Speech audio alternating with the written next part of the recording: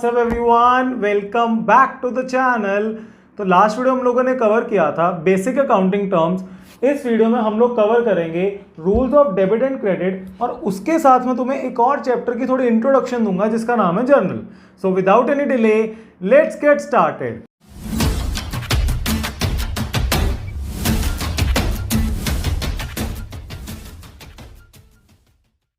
देखो सर, सबसे पहले ना मैं तुम्हें जर्नल के बारे में कुछ चीज़ें बताता हूँ, उसके बाद जर्नल को रिलेट करते हुए रूल्स ऑफ डेबिट क्रेडिट को पढ़ना शुरू करेंगे।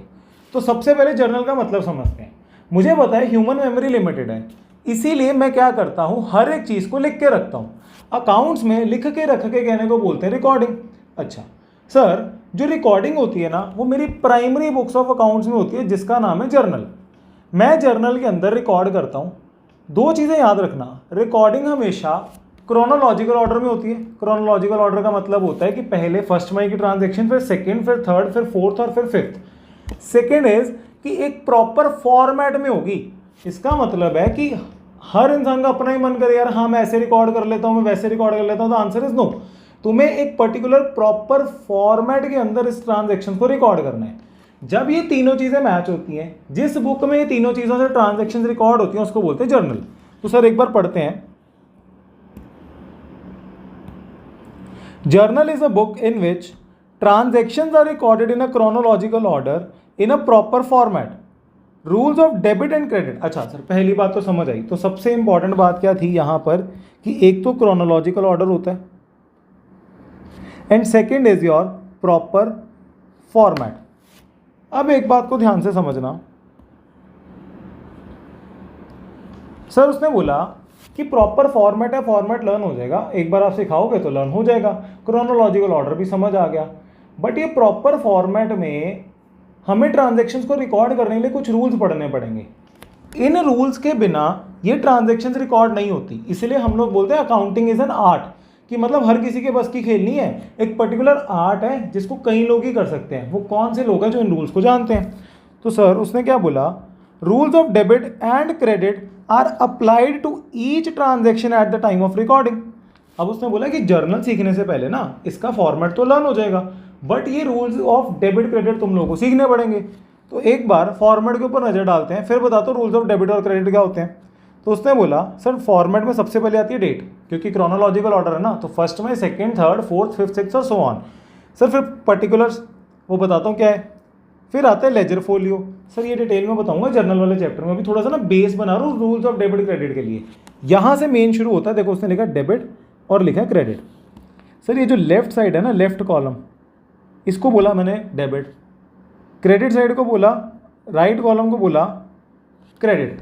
उसने बोला मुझे कैसे पता लगेगा, फॉर एग्जाम्पल एक ट्रांजेक्शन है परचेज ऑफ गुड्स, तो मुझे कैसे पता लगेगा कि इसमें कौन सी चीज़ को मैंने डेबिट साइड पर लिखना है, कौन सी चीज़ को मैंने क्रेडिट साइड पे लिखना है। अब इसके लिए ना हम सब लोगों के लिए रूल्स बनाए गए हैं। सर रूल क्यों बनाए हैं? इसका कोई लॉजिक नहीं है। रूल बनाए हैं ताकि कंसिस्टेंसी मेंटेन रहे और हर इंसान उसको फॉलो करे। तो मैं किस ट्रांजैक्शन को, किस एंट्री की किस पार्ट को डेबिट में लिखूंगा और किस पार्ट को क्रेडिट में लिखूंगा, इसके लिए कुछ रूल्स डिफाइंड हैं। तो सर अब हम लोगों ने जो चैप्टर है रूल्स ऑफ डेबिट क्रेडिट, वो इसीलिए पढ़ना है ताकि जर्नल के डेबिट साइड पे, लेफ्ट साइड पे क्या है और राइट साइड पे क्या है, ये हमें समझ आ सके। आई होप तुम लोगों को एक थोड़ा बेसिक क्लियर होगा कि जर्नल क्या होता है। जर्नल को सीखने के लिए मुझे रूल्स सीखने पड़ेंगे, जो तुम्हारी बुक में एक सेपरेट चैप्टर है rules of debit and credit के नाम से। तो सर उसको अब शुरू करने वाले हैं, ध्यान से समझना। कहते हैं सबसे पहले समझते हैं concept of debit and credit होता क्या। मुझे पता है अकाउंट्स में कुछ भी ना डबल एंट्री के बेस पे चलता है। डुअल एस्पेक्ट ऑफ अकाउंटिंग होती है कि हर एक ट्रांजैक्शन के दो इफेक्ट होंगे। Sir for example purchase of goods, इसका मतलब है गुड्स आ रहे हैं, एक इफेक्ट, कैश जा रहा है, दूसरा effect sale of goods, goods जा रहे हैं, कैश आ रहा है। कोई भी ट्रांजैक्शन के ना हमारे अकाउंट्स में दो इफेक्ट होते हैं। अब तुम लोग देखना, जब दो इफेक्ट हो रहे हैं ना, एक इफेक्ट होगा रिसीविंग, एक होगा गिविंग। अगर मैं सेल ऑफ गुड्स कर रहा हूं तो गुड्स का जो इफेक्ट है, जो गुड्स बिजनेस से बाहर जा रहे हैं, वो गिविंग इफेक्ट है। कैश जो आ रहा है वो रिसीविंग इफेक्ट है। इसका मतलब है सर कि अकाउंट्स में डुअल एस्पेक्ट से अकाउंटिंग होगी। जो मेरा रिसीविंग एस्पेक्ट होता है ना उसको बोलते हैं डेबिट, जो मेरा गिविंग एस्पेक्ट होता है ना उसको बोलते हैं क्रेडिट। तो देखो सर उसने क्या बोला, Under the double entry system of accounting, every transaction has two aspects. The number one is receiving or incoming aspect and giving or outgoing aspect. इसका मतलब है एक डेबिट का इफेक्ट होगा, एक क्रेडिट का इफेक्ट होगा।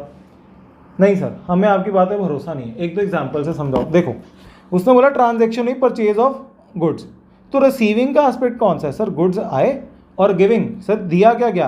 Cash. Second is your electricity expense paid.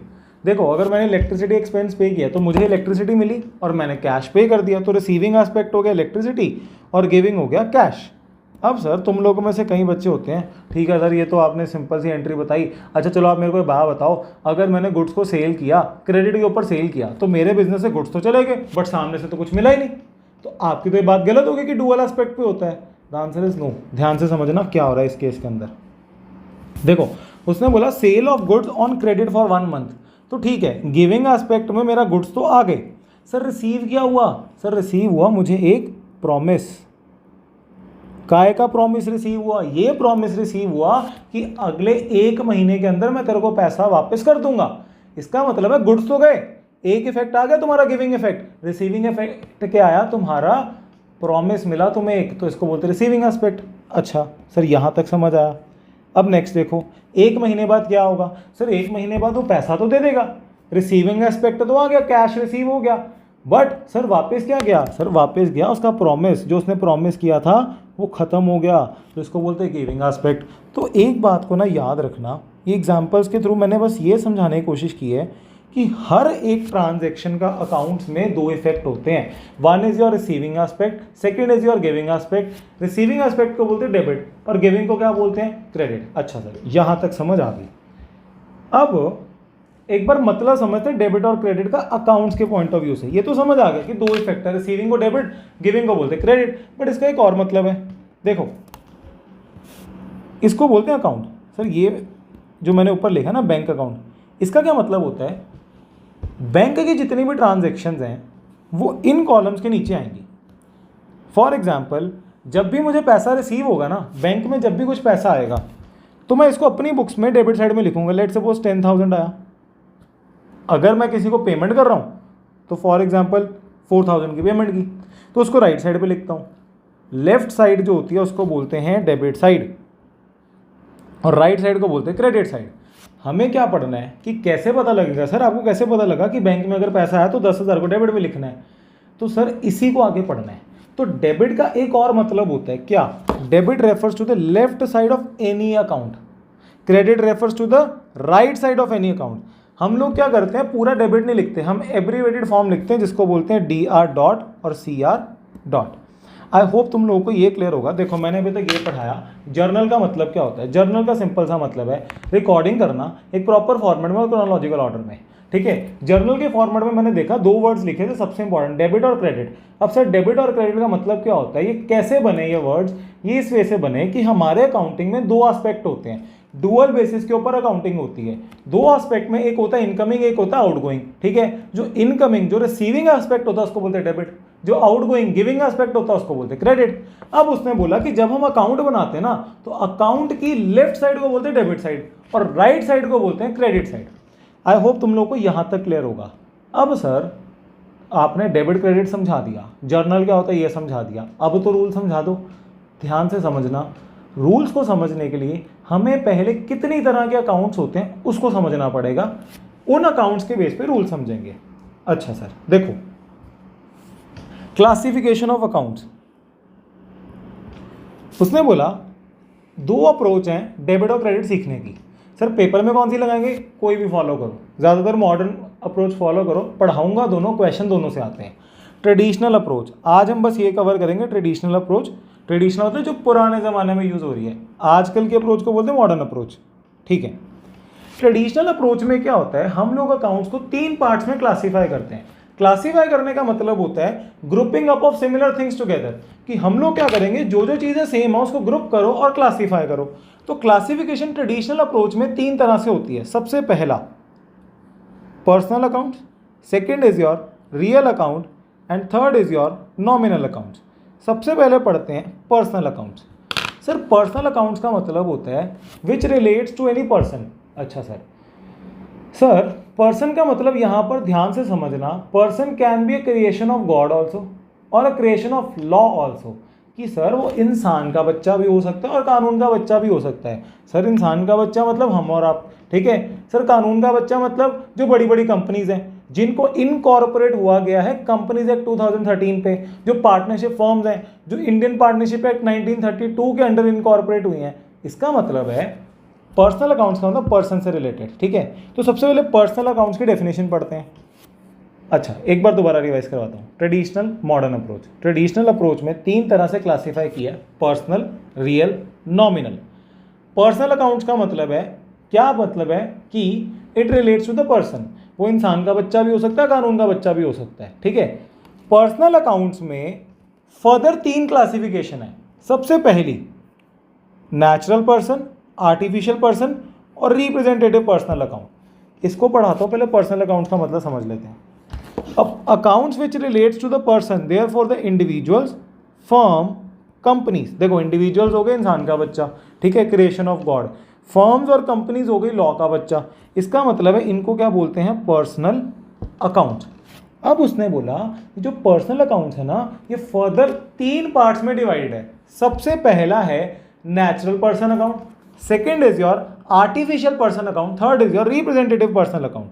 तो सबसे पहले पढ़ते हैं सर नेचुरल पर्सन अकाउंट।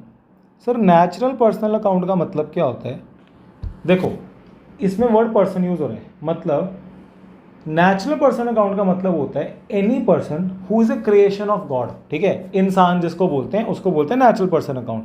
हमारे बिजनेस में कोई डेटर होगा, कोई क्रेडिटर होगा, तो ये जितने भी लोग हैं ये इंडिविजुअल कैपेसिटी में हमारे बिजनेस से कनेक्टेड हैं, तो इनको बोलते हैं natural person account. So natural person means those who are the creation of God. Therefore, these includes accounts in individual name. For example, ठीक है सर नेचुरल पर्सन अकाउंट का मतलब जो इंसान का बच्चा क्रिएशन ऑफ गॉड है। फॉर एग्जाम्पल कबीर, रॉय, रोहन, ये सब कौन है, नेचुरल पर्सन अकाउंट।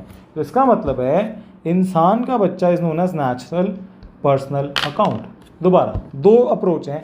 सबसे पहली approach traditional, second is modern. Traditional में 3 पार्ट्स में क्लासिफिकेशन है। सर सबसे पहला पर्सनल अकाउंट, रियल अकाउंट और नॉमिनल अकाउंट। पर्सनल अकाउंट में 3 क्लासिफिकेशन है। सबसे पहला natural personal account, second is your artificial personal account, third is your representative personal account. अब हमने नेचुरल पर्सनल अकाउंट में बोला जो इंसान का बच्चा है। Second artificial personal account. Artificial personal account का मतलब क्या होता है कि सर जो लॉ का बच्चा है, मतलब it is incorporated under the law. देखो artificial personal account, these accounts includes corporate bodies, मतलब बड़ी बड़ी कंपनीज, कोई इंस्टीट्यूशंस हैं, ठीक है, and the partnership firm. Sir क्यों सर, ये मेरे को थोड़ा इतना डिटेल में समझ नहीं आया। देखो कॉर्पोरेट बॉडीज़ का मतलब होता है कुछ भी चीज़ बनती है ना, जैसे कोई कंपनी फॉर्म हो रही है, कंपनी एक सेपरेट लीगल एंटिटी होती है, ठीक है, कि कंपनी अलग है, कंपनी के जितने भी ओनर हैं वो अलग हैं, बिजनेस अलग होता है, बिजनेसमैन अलग होता है। तो ये जो कंपनी है ना ये बनती है कंपनीज एक्ट 2013 को फॉलो करके। पार्टनरशिप फॉर्म बनती है इंडियन पार्टनरशिप एक्ट 1932 को फॉलो करके। इसका मतलब है जब ये इंडियन पार्टनरशिप एक्ट के हम सारे रूल्स को फॉलो करेंगे तो वो तुम्हें एक सर्टिफिकेट दे देगा कि अब तुम्हारी कंपनी बन गई है, अब तुम चालू कर सकते हो। इसको बोलते हैं आर्टिफिशियल पर्सनल अकाउंट। तो सर एग्जांपल देखो, ये जितनी भी कंपनीज हैं सारी आर्टिफिशियल पर्सनल अकाउंट्स हैं, ये तुम लोगों ने पढ़ी होंगी। इसका मतलब है कि ये लॉ के अंदर रजिस्टर हुई होंगी, मतलब लॉ ने इनको बोला होगा हाँ now you can be called as an artificial personal account. तो आर्टिफिशियल पर्सनल अकाउंट का मतलब होता है लॉ का बच्चा। सर तीसरा सबसे इंपॉर्टेंट, कोई नहीं समझाता, रिप्रेजेंटेटिव पर्सनल अकाउंट होता क्या है, ठीक है, ध्यान से समझना।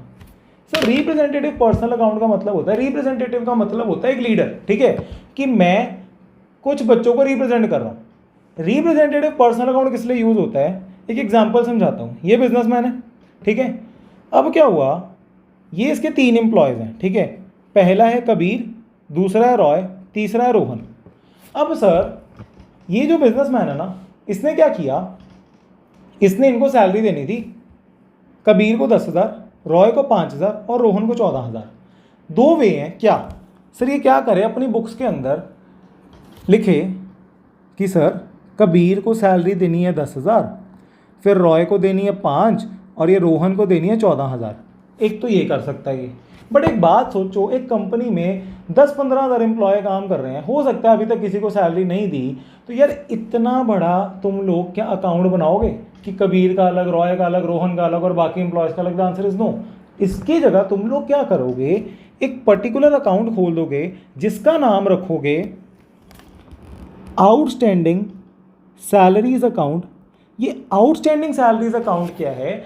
आउटस्टैंडिंग सैलरीज अकाउंट एक ऐसा अकाउंट है जो रिप्रेजेंट कर रहा है वो सारे लोगों को जिनकी सैलरी अभी तक नहीं गई।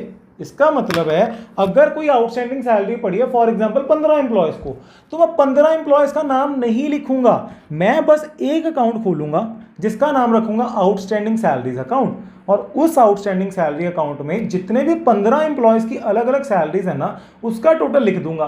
तो आप खुद बात को समझो कि जो आउटस्टैंडिंग सैलरी अकाउंट है वो किसको रिप्रेजेंट कर रहा है? आउटस्टैंडिंग सैलरीज अकाउंट उन हर एक एम्प्लॉय को रिप्रेजेंट कर रहा है जिसकी अभी तक सैलरी उसके अकाउंट में क्रेडिट नहीं हुई। देखो सर, मैंने क्या बोला कि ये क्या करेगा, इसके पास 3 ऑप्शन है बिजनेसमैन के पास, या तो ये 10,000 अलग रिकॉर्ड करे, 5,000 अलग रिकॉर्ड करे और ये 14,000 अलग रिकॉर्ड करे, या इसके अलावा वो क्या करे कि he will open only one account which is known as the outstanding salaries account, that is your, जिसमें वो टोटल लिख देगा। अब ये जो आउटस्टैंडिंग सैलरीज अकाउंट है ना, ये इन तीनों को रिप्रेजेंट कर रहा है कि outstanding salaries account is acting as a representative. किसका रिप्रेजेंटेटिव? उन लोगों का रिप्रेजेंटेटिव जिनका अभी तक पैसा कंपनी ने दिया नहीं है। तो लास्ट बार समझा रहा हूं, जब भी रिप्रेजेंटेटिव पर्सनल अकाउंट की बात होगी इसका मतलब है कोई ना कोई रिप्रेजेंट कर रहा है। इसका मतलब है या तो मैं अलग अलग लिख दूं कि 10,000 कबीर को देना आउटस्टैंडिंग है, 5,000 रॉय को, 14,000 रोहन को, एक ये मेथड है, या मैं इन तीनों के बिहाफ पे एक अकाउंट खोल दूंगा जिसको बोलूंगा रिप्रेजेंटेटिव, ठीक है, कि ये लीडर है। पर्सनल अकाउंट की कुछ पर्सन्स को रिप्रेजेंट कर रहा है और वो पर्सन्स कौन है? जिनकी अभी तक सैलरी कंपनी ने नहीं दी। तो सर इसको बोलते हैं रिप्रेजेंटेटिव पर्सनल अकाउंट। एक बार modern approach and traditional approach. Traditional approach में personal account, real account and the nominal account. Personal account में 3 तरह के, natural person, artificial person, representative personal account. अब देखो सर, ये तीनों समझने के बाद हम लोग इसका रूल सीखते हैं। पर्सनल अकाउंट का रूल क्या होगा?